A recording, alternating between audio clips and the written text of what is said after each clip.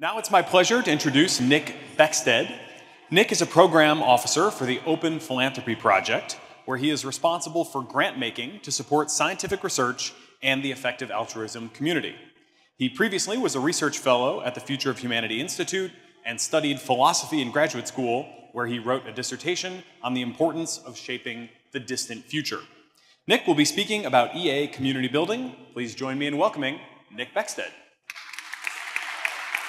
I'm Nick.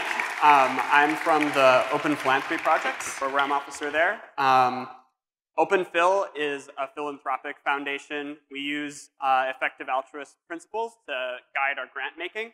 I want to talk a little bit about my role as a program officer that supports the growth of the effective altruism community. Discuss a little bit of the goals that I have as the person who's guiding OpenPhil's grant making on that topic. Discuss some of the grants that we have made on that topic, and some of the grants we might make in the future, and some of the suggestions that I have for the effective altruism community that have arisen in my experience with it in the process of thinking about that work. So I think of my main objective here to empower the effective altruism community. That requires basically having good relationships with people in this community, understanding what is going well and badly in the community, what the community wants from OpenPhil, what needs it has, and how OpenPhil can help it to thrive. And then my goal is to recommend grants that are responsive to all of the community's needs. When I think about how to characterize the effective altruism community, you can kind of do it sort of by demonstration. You can be like, these people who show up at these conferences and talk about these things and have been doing so since, maybe 2007 or 2009 or something, depending on where you want to start counting it from. But it's sort of nice to think about like what is special about this community and like why this set of people. Why is this an interesting group to be thinking about supporting? And I guess the things I would say is it has a distinctive set of values and distinctive set of like norms around thinking, and some things that you could call like intellectual flavors that I've sort of listed on this slide, which aren't like kind of deep commitments of the community or something, but I feel like they tinge most of the discussion that happens here. And you can also think of it and characterize it as perhaps most commonly done in terms of the sets of issues that are prioritized by the community. So when I speak of helping the effective altruism community, I guess this is kind of in addition to like the list of grantees that I'll discuss later. This is what I mean, and I think a lot of these things are pretty rare and pretty interesting and valuable. So when I think about the grants that OpenPhil is making in this area, I guess a question is like, why make them? What would constitute success? And I think the thing that's highest on my list right now is recruiting and identifying talent to work on the set of issues that's prioritized by the effective altruism community. So I would go back to the sort of standard list of EA causes: global development, animal welfare, transformative technologies, and global catastrophic risks, especially AI. So I think there are a number of other major benefits, but I think recruiting and identifying talent for those things is the way, if I imagine looking back on the grants that OpenPhil has made in this area over the coming years, the way that I would sort of most anticipate seeing a lot of success would be if we had brought people in to do valuable work on those areas. So that could include, strategic analysis to figure out which parts of these topics are most important to prioritize and in what ways, and also just doing valuable work on especially AI and global catastrophic risk missions. I should say I've kind of lumped in some of the organizations that work on global catastrophic risks and risks from artificial intelligence into this portfolio because there's just a lot of overlap in the networks and trust relationships, and those are areas that I prioritize pretty highly in thinking about grants to make in this field. And I think there's some longer-term objectives that could be hoped for as well, such as shifting intellectual culture. You could sort of imagine a world in which some of these core EA concepts become more popular and sort of shape intellectual discourse in universities and sort of kind of permeate things instead of just being something that like maybe all the people who show up at conferences like this are inclined to think about.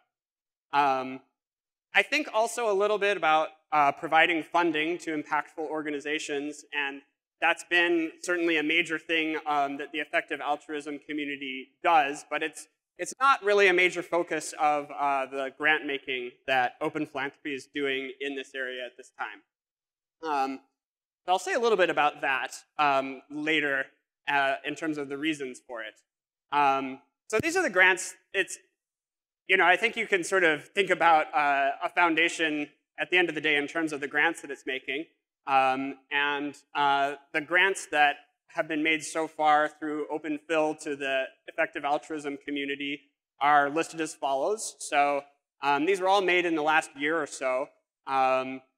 So 80,000 hours in the Center for Effective Altruism, Center for Applied Rationality, Spark, Founders Pledge, and ESPR, or previously called EuroSpark. We've written about all of these on our grant pages. I don't think I'll go into a lot of them much here because you'll be running into these organizations, but this is the core set of grants we've made over the last year in the EA community. And then there are some grants that I'd say are more focused on potential risks from advanced AI and global catastrophic risks. And the grantees here include the Future of Humanity Institute, Future of Life Institute, the Machine Intelligence Research Institute, and Robin Hanson at George Mason University. And I think I won't get too much into the rationale for these things. We've written about all of these grants on our website. So why is additional funding a secondary priority for grants that OpenPhil is making in this space? Well, I think like the effective altruism community focused on this quite a lot in the past and has had a fair amount of success for it. And I think as a result, lots of more funding is available for the causes that the effective altruist community cares about most. So that's been just a change in the situation. And I think it's caused, for me as a program officer, thinking about what does this field need, it's caused a change in my view about what is most important for us to do. So I would love to see a world where kind of when people are talking about effective altruism, the focus is a little bit less on philanthropy as such and sort of more broadly about what people do, what people can do with their lives in order to contribute to the world and most effectively make a difference. And I see in many ways more potential for this community to make a big difference through that kind of through actions in that kind of category. So that's a response to a change in the situation as I see it. And then the other reason that I've changed my mind on this is just a sort of a change in view about how the world works, particularly in terms of allocating diligent attention towards some vision and allocating funding in order to solve problems in the world. I think I used to have a view that I would kind of now describe more like naive microeconomics, where accomplishing good with money is kind of more like something you can do like buying a commodity in the world. Where if you had a mission of having there be like more cars of a certain type made, then like really there's like a very efficient way to translate money into cars. You have some verifiable specification of like what this kind of car is, and you have people who manufacture these cars, and if you just kind of communicate to them exactly what you want, you can really get quite a lot of cars. And I think philanthropy, and especially in some of the more opaque and difficult to communicate tasks that are important to the effective altruism community, I think it's really not that similar to a commodity. I think that there are very large transaction costs, and it's very difficult to communicate exactly what the vision is for these different areas. And as a result, I think it can be very difficult to scale by just bringing more money into the field and having more people than we already have working on earning to give type strategies. So So that's really an update in my view and an input to a change in how important I think bringing in additional funding is to the effective altruism community. So partly in response to that and thinking about the grants that we've made over the last year or so, if I were going to summarize the theme of these grants, I would say it's something like, new funder enters the space. When a new funder enters the space, usually the easy thing to do is look at, who's doing work that resonates with the goals of the funder, who's doing the work that the funder is most excited about, work with those people to get them funding to do their shovel-ready projects and expand in a way that sort of makes sense to the funder. So it's sort of like kind of more community-led in that way, and that's really grant making over the last year or so. In the future, I'm thinking about this constraint, as I see it in the effective altruist community, which is something like people who have a deep understanding of the important visions that inspire this community and are applying diligent attention to do innovative projects to make those visions be carried forward more. So it's really about talent identification and recruitment to these problems, as I see it. So I'm thinking about things for Open Fill to fund in this area that kind of go down the following list, I guess. One of them is just fellowships providing education and training for community members who want to enter relevant fields. I think, Will mentioned earlier in his talk the importance of increasing specialization as this community grows. And I think there are a number of fields where I would love to see a bit more of that. I'll talk about the details of that later. And I'm thinking also a little bit about recruitment in undergraduate communities. And I'm also thinking a little bit about research we could fund with an EA lens in academia. And that's a little bit more of a nascent topic. If we want to bring it up in the question period, we can. Right. So on that note, so I guess to summarize a bit, in terms of suggestions for the EA community, I've said, I think we need less of an emphasis on earning to give in the community right now. I think people have been hearing that message for a while over the last couple of years, but I just thought I'd repeat that a little bit and think about and state my reasons for it. I would like to see more people in our community getting involved with areas where we don't have as much deep expertise and activity as we currently have. High on my priority list there are areas in AI strategy. I think 88,000 Hours did a very nice page explaining the need for that area and giving a bit of flavor for the questions that are involved there. Expertise in machine learning for technical AI safety work. I would really love to see a lot more people in the effective altruist community getting involved in biosecurity. I think that is a smaller potential global catastrophic risk than AI, in my opinion, but I think it's an important one, and I think it's an area where people from this community, a lot of them could plausibly make substantial contributions, and we currently doesn't receive very much attention. I think there are other roles in the US government, a variety of them that I would love to see EAs pursuing. I think, Jason Matheny is like a great example in his role as director of IARPA, is like what can be accomplished in that domain. And I'd love to see more people in this community get expertise in biology and economics. So that's part of the reason I mentioned funding, the possibility of Open Fill considering funding fellowships to get people in this community into roles like those.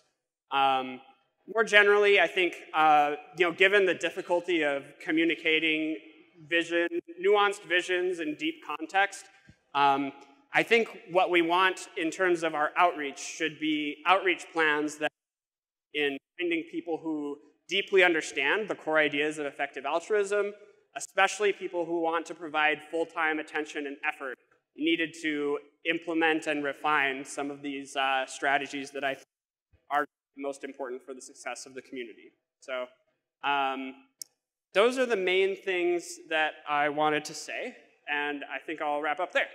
And then we'll go for the chat. Thanks. Next, it's my pleasure to introduce Max Dalton. He will be moderating the Q&A portion of this session. He is a researcher at the Center for Effective Altruism and has also been leading the team running EA grants. Please join me in welcoming to the stage, Max Dalton.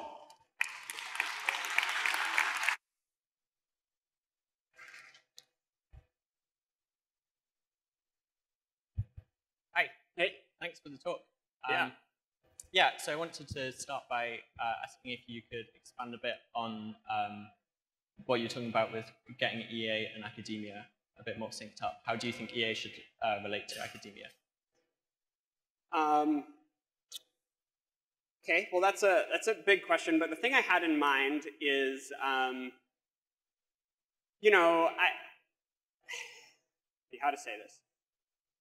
I think there's something powerful that can happen when, ideas are sort of traced out to their foundations and deeply explained, and there are people in a field who are kind of working within a paradigm. And I think EA has a certain lens and set of questions that it asks when looking at the world. And I can imagine a world in which, people maybe most immediately in philosophy and economics departments were thinking about questions that are of particular interest to the effective altruist community. And, that's seen as kind of a more central part of their discipline. And, so I don't know, for example, and I'm not gonna say this isn't what I think someone should do exactly, but there's certain views that, many effective altruists have about the long run future that are not sort of standard orthodoxy and clash even with kind of standard orthodoxy in economics, say about discount rates or how you're doing population ethics. And you could imagine a world in which you had some economists who were kind of thinking about some of these problems, the same questions, and using some more similar assumptions to the effective altruist community on that. And you could imagine kind of good things happen. I think I could imagine good things happening from that type of thing. So I don't know, it's not a great answer exactly, but I think what I mean is somebody who's in one of these fields takes questions of substantial interest to the effective altruist community and works on them and kind of traces out kind of the intellectual foundations of it more. Right. And I guess another model of how EA could relate to academia is setting up EA as an academic field in itself or something. Yeah. It sounds like you're maybe more enthusiastic about kind of interacting with existing fields. I wouldn't say that necessarily. I think those are both very interesting kinds of opportunities. I think there are certain things OpenPhil supports the Future of Humanity Institute, and in some ways it's kind of, they're technically part of the philosophy department in Oxford, but a lot of the papers that they're writing are not sort of addressing sort of central preoccupations of some other field. And I think yet they're kind of important questions that someone should be thinking about rigorously. So, I don't know, you can imagine, in some ways that's EA in academia in a way, but it's not really kind of trying to be prestigious according to the norms of some other discipline.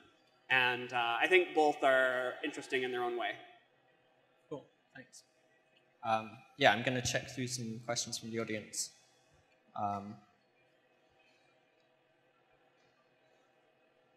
So one thing I was interested, someone asks, what can we do to build a more effective community outside of the Bay Area?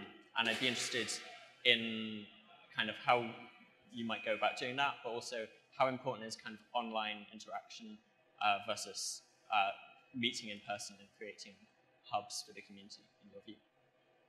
I'm not sure I have anything very systematic to say about that. I think online interaction is very important, and in-person interaction is very important, and they kind of play different roles. So, and how do you create effective hubs? I think that is a bit mysterious to me, so I won't attempt to answer that. Cool. And going back to our previous discussion about interacting with philosophy and economics, someone asks, what areas or questions of economics more specifically would you consider relevant for EA?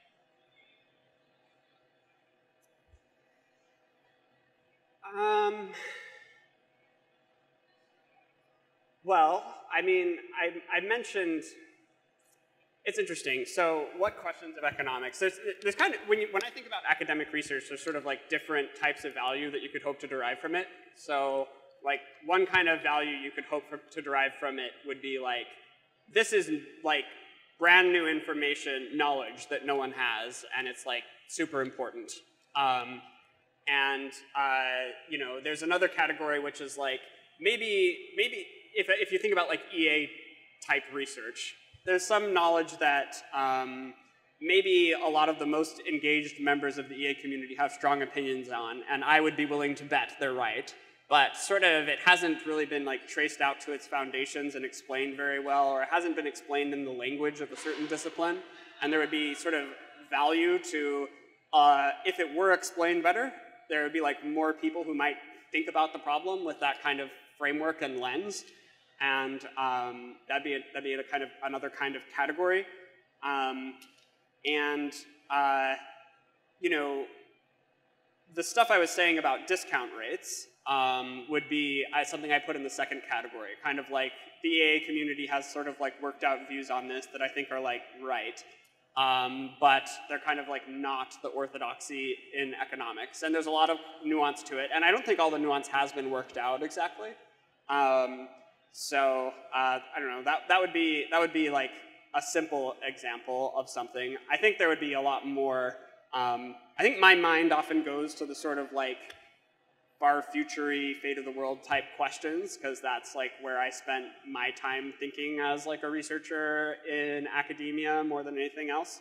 And I guess in that domain I see less in terms of, you know, category number one, where like the economists could, using the sort of standard tools and frameworks of economics, like obviously help a lot, that in a way that I can anticipate. I don't feel like I could tell you what their questions would be that would be really useful if, you know, you had like a team of awesome economists working on those kinds of questions.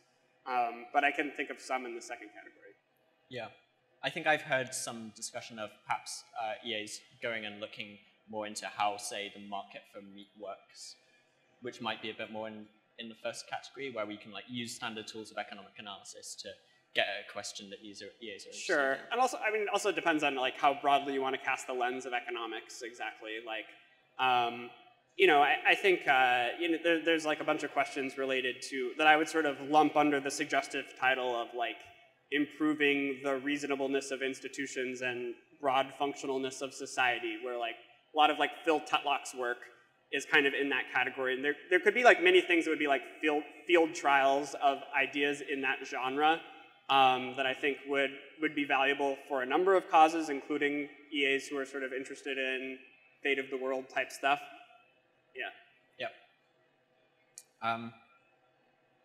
Yeah, so I had a slightly more critical question, I guess, which is how suspicious is it that people working for EA orgs think that funding EA orgs is a top cause area? I would say it's like not incredibly suspicious. Like it kind of is like, maybe it's like I think a lot of people who run organizations and ask for money say that about their organization or like their field. So, you know, or maybe they wouldn't have an opinion about it, but they sort of act as if it were true, which is sort of similar. So I think we should just like assess it on its merits. But yeah, it would probably be a mistake to like just like believe that on a trust basis or something. Sure. Yeah, I guess maybe part of the problem is a lot of the people who are assessing it on its merits also work for EA orgs or something, or are closely related to EA orgs. Yeah, so I don't know. I guess somebody who's not one of those people and hasn't like dug in as far, maybe they should just sort of see if it makes sense to them, or if they don't have time for it, like spot check pieces of the argument that seem like most likely to fail. And then if it seems fine, then, you know, then maybe you can believe it if you have limited time to spend on it. Yep. But yeah, I don't think we should like, I think it would be probably perverse to be like, well, they said it, so probably it's true or something. Because like, yeah. Yep. Yeah, and then so you've spent a lot of time thinking about this sort of area and how to build the EA community. And I expect you have reached some unusual or like counterintuitive conclusions. So yeah, I'm interested in like where your views on the question of how to build an EA community you think differ most from the views that most people in the community have. Yeah. Depends on which segments of the community you're talking about, I guess. Yeah, I don't know, where am I most contrarian? I feel like I'm not contrarian on my point that, we should reallocate out of earning to give and into like direct work and building deep expertise in like the main EA cause areas. Although I still feel like if I like hear a media article describing what effective altruism is, I hear it mostly as like a thing that's about optimal charity donations. And I think that's kind of not the meat of it for me. So where else am I like very contrarian on this? I don't feel that contrarian actually, so I'm not sure. Fair enough. So yeah, in the questions we've got some kind of a little bit of pushback against the idea that earning to give is not so valuable as direct work. So one person asks, a lot of central EA orgs don't value earning to give or donations, but it seems like a lot of valuable projects don't get funded sufficiently, or the directors spend a lot of their time on fundraising. What best explains this discrepancy?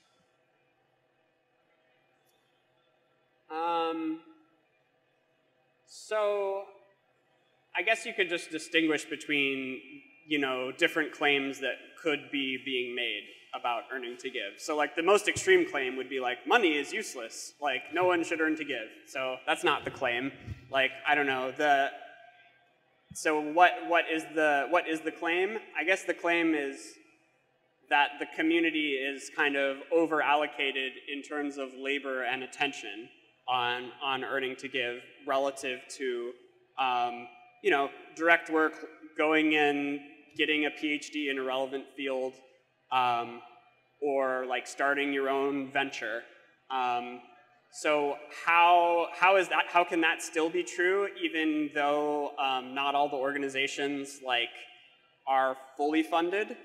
I think a lot of, I guess it depends partly on your opinions about like what's the most pressing need in this community that's going, strongly unfunded.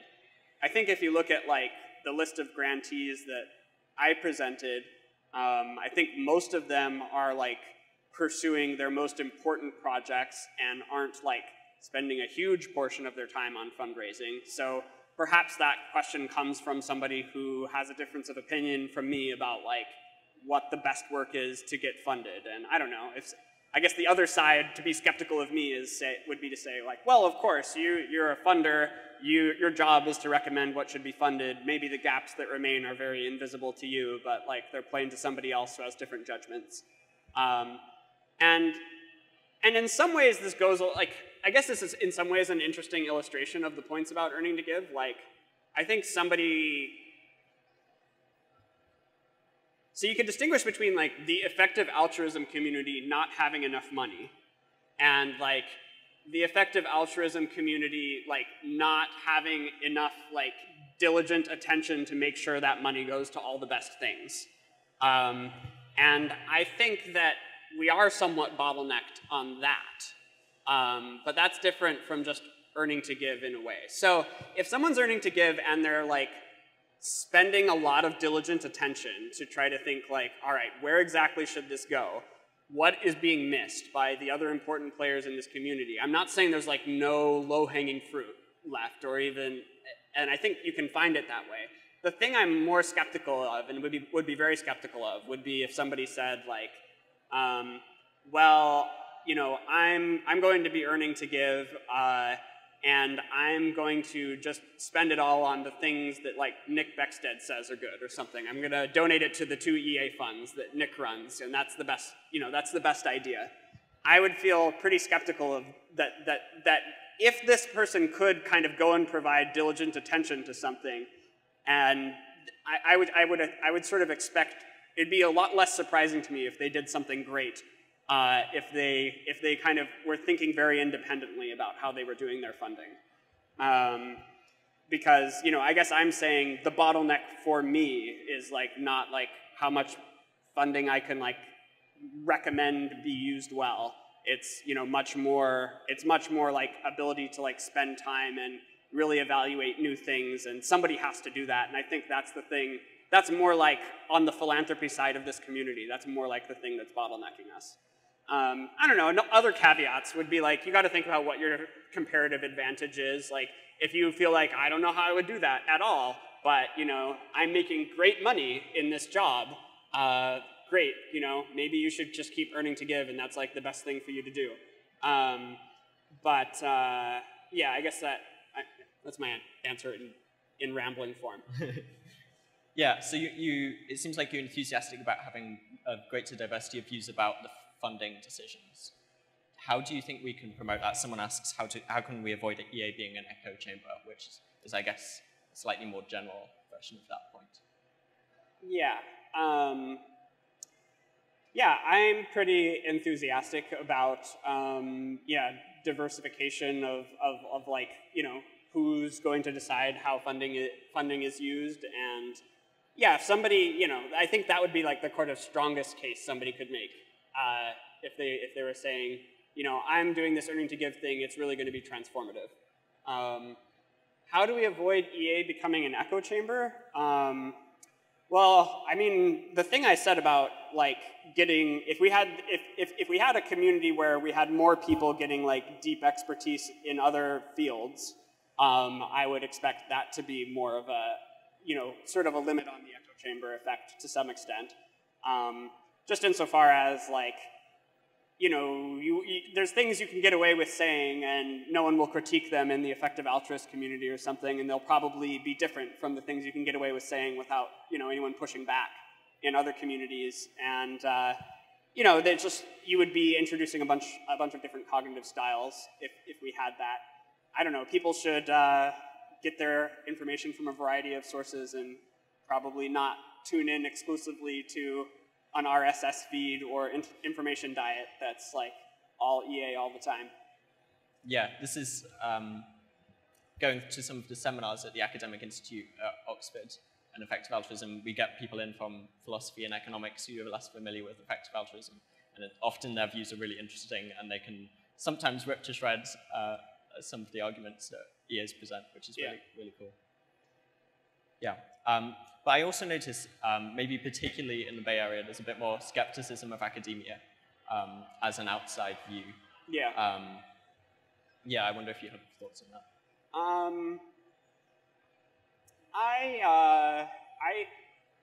I don't share the skepticism of academia to that degree. I think academia has like its own set of strengths and weaknesses, but at the end of the day, like if you think about you know, I've been thinking a bit about just sort of the education and training aspect, and you know, you have this question: how could you have more people in this community have really valuable expertise in fields like biology and machine learning? And you know, academia has this machine where you can go spend several years. You come in as like a smart person with like a basic knowledge of a subject, and you spend several years in there in a relatively low supervision setting, and then you kind of like come out with a person who at least is like has basic familiarity with like most areas of the subject, can kind of tell the difference between like good argumentation according to the norms of the discipline and not that, and you know, can incrementally advance on things in the field, and sometimes it produces a person who can make real advances on the field. And I think that's like a pretty remarkable thing to have.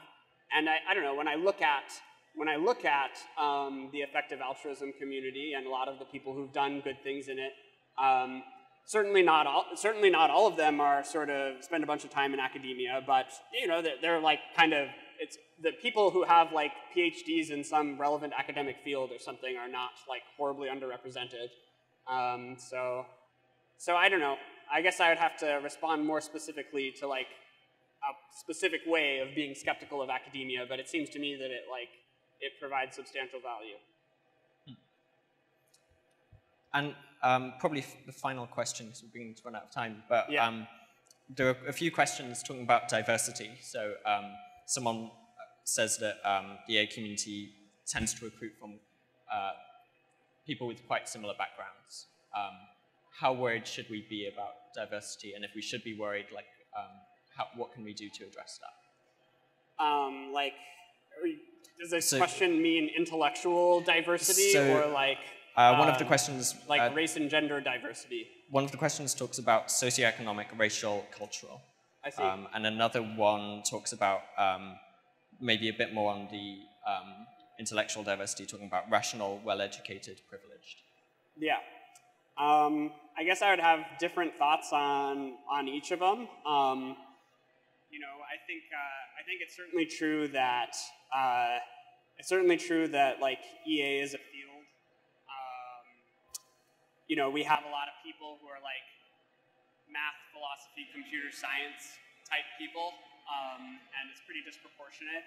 I think those are good fields, and it's done some interesting and good things for this community. I think there are you know, fields where I think it would be great to expand that out and cover a number of other intellectual fields.